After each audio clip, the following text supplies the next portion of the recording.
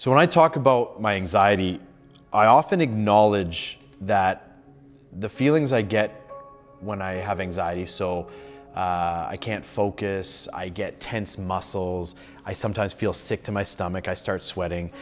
These are all reactions that happen naturally, and it's actually your body's way of protecting yourself, because years ago when you were in fight or flight mode, your body would send blood to its essential organs, which would make you feel nauseous. It would raise your heart rate, so you would start sweating and you'd be ready for action. Your muscles would get tense because you might have to fight.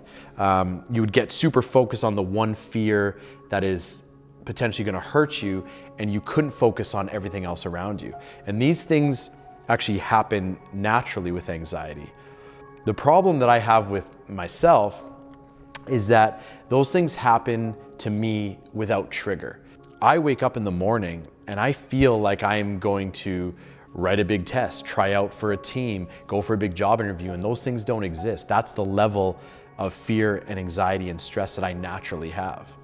And the way I describe this is there's always someone in the world that has, or someone in the room that has very little natural anxiety. So they're relaxed, they're laid back, nothing gets them. They're the people that I envy in the world. And what I describe it as is the glass being an individual and water being the stress. So for those individuals, when they wake up, their cup is not full. They have a lot of room left. Their natural level of stress and anxiety is low. And as they go through their day and someone cuts them off in traffic, they have to write a big test, they have a job interview that's stressing them out, or they get in a fight with a significant other, water gets added to their glass, but it never gets overflowed because they have the room for it. So when it comes to me and my anxiety, how I am different is when I wake up, this is how much water is actually in my glass. And then as I go, someone cuts me off in traffic, I get in a fight with a significant other, I have a job interview, something happens at work, and all of a sudden my cup starts overflowing. And in that overflowing moment, that is when anxiety happens. That's when my debilitating anxiety takes over and I start feeling those effects a lot. So what I found that has enabled me to regulate my anxiety and to actually live with it and be successful with it is to understanding that I have three options. I can slow the drip of the water, I can build a bigger glass, or I can drain the water. So when it comes to slowing the drip of water in your glass, it's super important to look at the things that you can control in your life versus the things you can't control in your life. We all have things like we don't pick our family. We all have to have a job and make money. We all have to go to school and get a high school education. We all have to pay taxes. These are things that you don't want to allot stress to because they're things that you can't control, but it's super important to monitor things you can control, like the relationships you have in your life, the activities you take part in, how much you put on your plate. And you have to always monitor that amount of water and understand when it's time to take it easy, remove yourself from a situation, or change up a relationship, because that'll actually slow the drip of water going in your glass.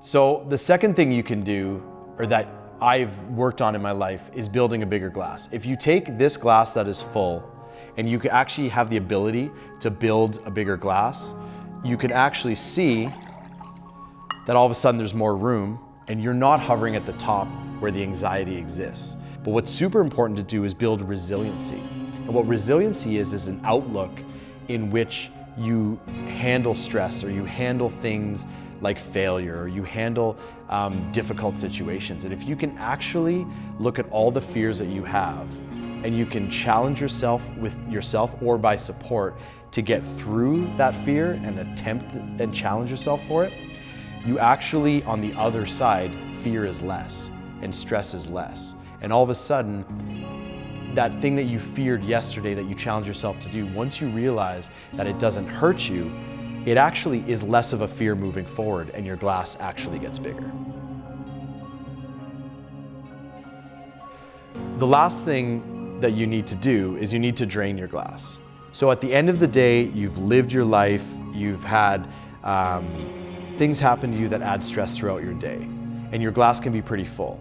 But in that moment, instead of letting it get to the point where it's overflowing, you need to find ways to drain the water out.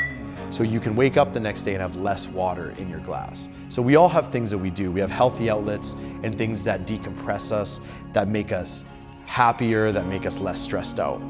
And the key is to make a list of these things, whether it be art, music, hanging out with a good friend, whether it be exercise, whether it be developing a different outlook on how you live.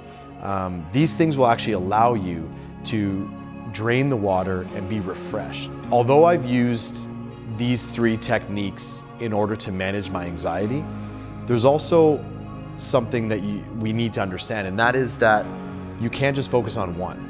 If you slow the drip of water going into your glass, but you never drain it, eventually anxiety is going to kick in and it's going to tip over. It's going to start overflowing and you're going to feel the negative effects of anxiety.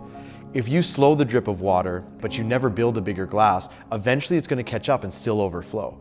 The key is to take all 3 of those techniques and actually find a balance in monitoring your glass every day of your life in order to kind of find a recipe that works for yourself, that allows you to be happy and healthy, and understand that it's okay if your cup overflows sometimes, or if you got to do a lot of drainage that day. That's totally fine, as long as you understand that that is the 3 techniques that you can use to make it better.